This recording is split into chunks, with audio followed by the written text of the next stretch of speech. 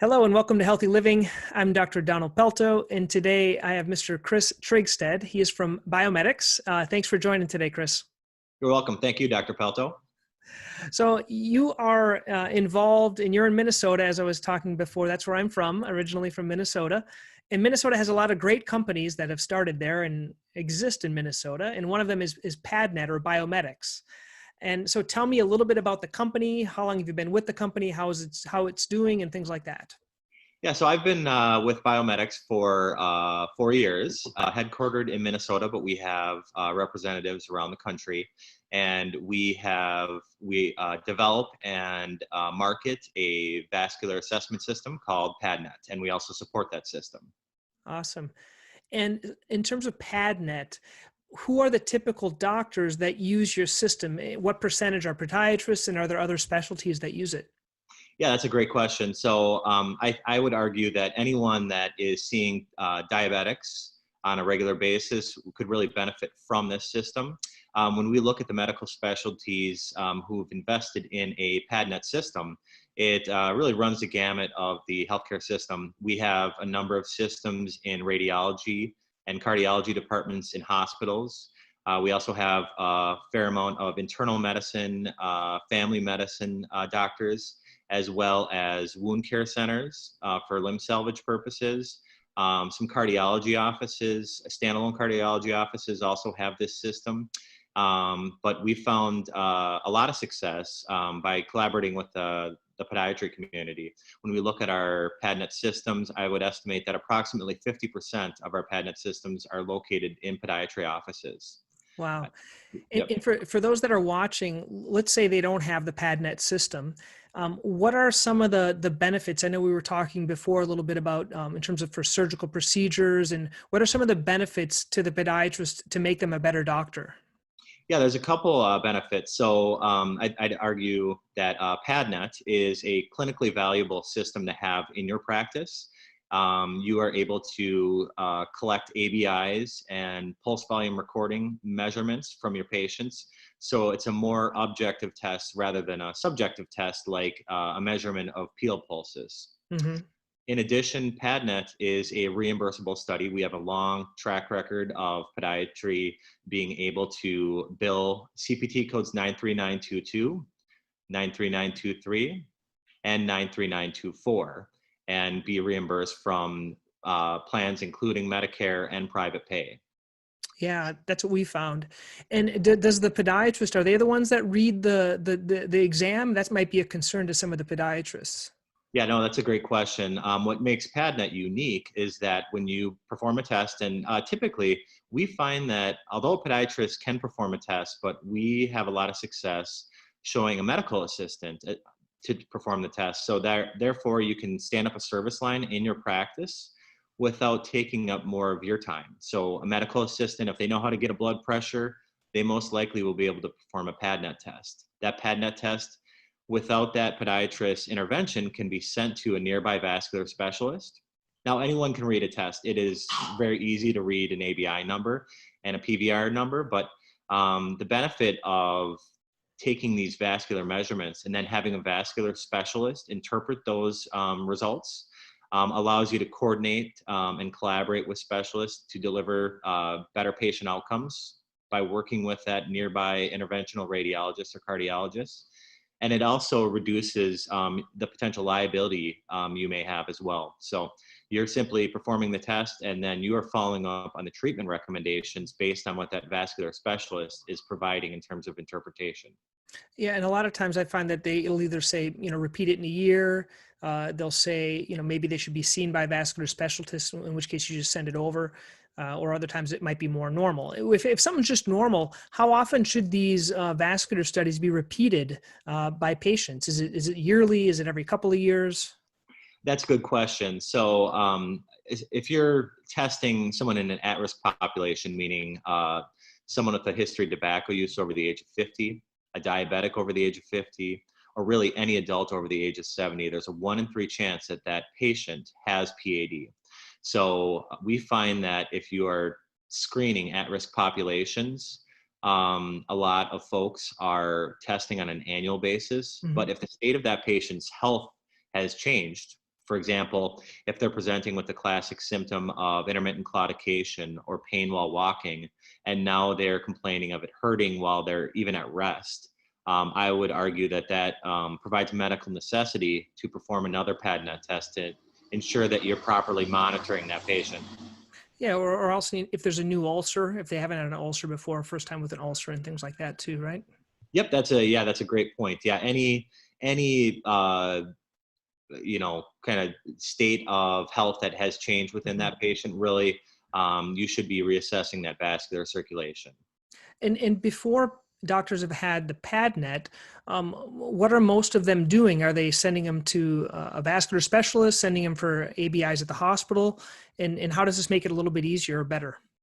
Yeah, it's a great question. So we know that there's a fair amount of podiatrists that are maybe doing subjective tests such as pedal pulses or monitoring symptoms and things like that. What we really think is valuable is the early screening for PAD as soon as those typical symptoms are presenting with the patient, and sometimes even considering prospectively screening at-risk populations. The benefit there is when we've seen that when podiatrists just refer all potential vascular patients to that vascular specialist, they tend to wait too long. So if you are waiting until a diabetic foot ulcer has cellulitis versus when they are maybe having some pain while they're walking, that patient with cellulitis may require revascularization versus maybe recommending a diet change, supervised exercise therapy program. So, that surgery is more expensive for the healthcare system. It is more dangerous, and then there's less optimized patient outcomes, I would argue. If you can prescribe lifestyle modifications early in the progression of this disease, you're going to save limbs, and then you're going to reduce healthcare costs for that patient and for the healthcare system in general. Now, you probably know this better than I do in terms of because with the vascular surgeons, a lot of times they do recommend lifestyle modifications.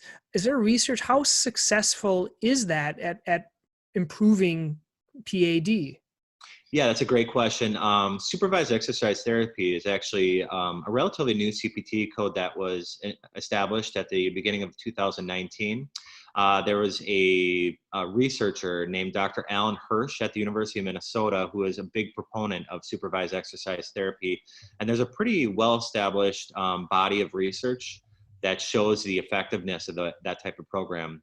In addition, there's a lot of research that shows even by detecting, like let's say you have a diabetic patient sitting in your chair and you find that they are now presenting with a complication like PAD, by communicating that to the patient, you're providing that patient with more motivation to engage in these healthy behaviors, because now you're telling that patient, now you not only have diabetes, but you're also putting your legs at risk because of these poor lifestyle choices. So research has indicated that patients are more likely to make those smart choices if they understand the impact that it's had on their health. I think lifestyle changes in general, whether it be diet changes, exercise changes, they can be quite challenging for people to do alone because it's habit change. Do you have any particular people that are any good ideas for that? Can I just tell them, okay, you should walk a block a day or 2 blocks a day, that medically supervised? Is it through a gym? Is it through an actual physical therapist? How does that work?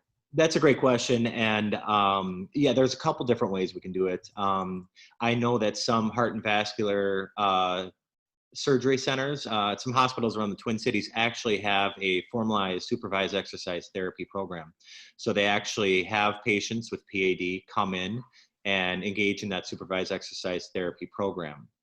You can also encourage a patient to do it on their own, but studies have indicated that by doing a more formalized supervised exercise therapy program, it results in better outcomes. Well, even if you think of us, if you go to the gym, it's one thing. If you're at a group fitness class, it's something else because you're kind of obliged for, a number of reasons. Either you're paying for it or others are there watching you. There's a lot of more Exactly. motivation. That's Yep, awesome. I didn't know that existed. Yep. Yeah. It's a new CPT code. It's much cheaper than implanting a balloon or a stent further down the road. So. Totally makes sense. That's great. Yeah. And that was kind of getting on with the next question here was, how do people prevent from getting PAD or treat PAD? And I think those are some options that would be the medically supervised exercise. So I'll put some links on this video to maybe some recommendations or some articles you could send me. I'll put them on the bottom of this video. Great. Okay, sounds good. And then I wanted to ask, how is, in terms of COVID, I know everyone's talking about COVID, and what are some of the effects, vascular, biomedics, and things like that in terms of people's health? Well, I think COVID has really kind of underscored the impact that health can have on your immune system. We found there's quite a wide range body of research indicating that patients that are healthier are have better outcomes if they do get infected with COVID. So Mm-hmm. some of these chronic conditions such as diabetes, peripheral neuropathy, peripheral artery disease, COPD, those things compromise the immune system. So if you do end up getting COVID, you're more likely to end up in an intensive care unit and have to undergo some more intense interventions to Mm-hmm. address COVID-19. So I think podiatry could really benefit from, financially. I understand that a lot of podiatrists, they're not seeing as many patients. This is a way to screen for more conditions, resulting in a fair financial return, but also optimizing patient outcomes, especially detecting a condition like PAD. You could be recommending that they more aggressively social distance or isolate if they do have a complication like that that could potentially affect their immune system. That's awesome. That's really, really good way to make it more applicable. Now, being in the business, what are the main reasons? Let's talk specifically for those podiatrists that are watching this. What are the main reasons not to do this? Why aren't more people doing this in their office? What do you think after talking to a lot of podiatrists? Some say yes, they try it. Some say no. What are the reasons why they don't? A lot of we get podiatrists saying, well, I just refer all of my patients to doctors, right? We've heard that again and again. And I think, you end up referring patients that are really far down the road of PAD. And other considerations are they are worried they're not going to see enough patients. PadNet does require an investment, and we provide training solutions and a warranty and things like that to make sure that results in good outcomes. But by doing just one test a week, you can break even with a PadNet system. And we also provide a service called Chart Review that you can undergo that involves someone from our customer service department remoting into a electronic medical record system. And what we can do is by ICD-10 codes, find patients that you're already seeing that qualify for PAD testing, as well as helping find patients that have risk factors. So you end up with two lists, people that you could test today because they already are in your chart as having, a typical primary indication for PAD, as well as risk factors. And then you could stratify those patients. For example, if you find a patient that has a risk factor for PAD, we offer questionnaires that you could provide at your patient intake process to encourage them to talk about symptoms that they may not be self-reporting to you, but may be more comfortable sharing over a questionnaire. Yeah, Chris, I think that's something typical because we have so many things to talk to our patients about. And a lot of times, as I think we were talking before, you mentioned, well, how does it hurt when you walk? Well, no, it doesn't. But it also means that they're not walking anymore because their muscles, they think it's just their muscles or their joints that are starting to hurt. Yeah, exactly. I mean, the conventional wisdom is over 50% of patients with PAD are presenting with atypical symptoms. And, since it is a progressive disease, that ache and pain that may be minor actually gets worse. And, the way that your body copes with that pain may make you tend to underreport that and just kind of chalk some of that leg pain up to an old football injury or just getting old. Yeah. And then there's also, I think I'd probably be guilty of this, is underreporting my symptoms. Kind of that fear of, well, something's wrong.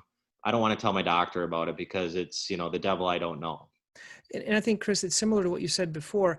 Oh, I just send everyone else out to the vascular. Well, really, the only ones, when we're in a busy practice, you're only sending the claudication symptom patients or the ulcer patients to the vascular. There's a lot of other ones we're not sending. And frankly, if we did, they would be so inundated. I've asked my vascular people, well, who should I send? They only want to see the ulcers and those that have claudication. They don't want to see every single one that could be symptomatic or non-palpable pulse type of thing. That is true. And I can tell you, the vascular specialists that we work with around the country find PadNet to be very valuable. They find it as a good way to coordinate with these, really the podiatrists that are at the front line of care. Podiatrists tend to see those diabetic patients a lot of the times, sometimes just to clip nails, but they really are at the front lines of care, ensuring that diabetics get the proper amount and type of care that they need to maintain their condition. Yeah, I'll put a little link underneath the video here. I'll put that little, it's a PDF flyer that you guys have that doctors can look at if they want to see that. Also, I'm going to put a couple of slides that I have.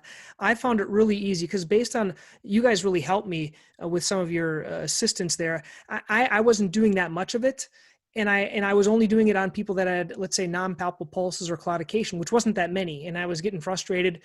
And basically, when you guys sent me a ton of articles, and anyone that's interested, you have tons of referred articles they could read. And as I was reading through it, came kind of simplified. I think simplifying is good. And you said something before, basically diabetic above the age of 50 and non-diabetic above the age of 70. I just kind of keep that in the back of my mind. In all the articles that I read, they said, even though they have palpable pulses, even though they look like they're doing okay, those are the high-risk people. Is that right, Chris? That's right. That's right. And I'd like to stress that, I think PadNet has had a reputation of being a test that takes a half hour to take. I think what happens in a lot of cases is people need to understand is PadNet is a flexible system. So you could perform a test, you could perform pulse volume recordings on a patient's legs. And just from that, you can derive a lot of information just from pulse volume recordings. You could increase the I guess how much data you're collecting in that test. Mm-hmm. Really, it's kind of up to your clinical guidelines and your professional opinion as a healthcare provider. So that test could take a minute, or that test could take a half hour. It really depends on how much data you want to collect. It's flexible. And there's a lot of different things you can do with the device based on what you're trying to accomplish professionally for your patients, and then from a reimbursement perspective as well. Great. Well, we covered a lot here, Chris. If people are interested in learning more about Biomedix and maybe considering talking to someone there, how do they get more information? I'd encourage them to visit biomedix.com. We have customer service reps that are available during standard business hours, and that phone number 888-889-8997 is available. So if you would like to get in touch with someone and talk a little bit more about PadNet and how this could be set up as a new service line in your practice, we'd be more than happy to help. We have a couple different reps, and the customer service rep can ask you a few questions and then direct you to the appropriate representative to talk about how it can impact your practice. Great. Hey, Chris, thank you so much for your time. Yeah, thank you. Appreciate it, Dr. Pelto. Hey guys, thank you for watching Healthy Living. You're going to find a few links here I'd like you to click. One is to subscribe to this channel on YouTube. Also, you can learn more. There are some videos here you can see.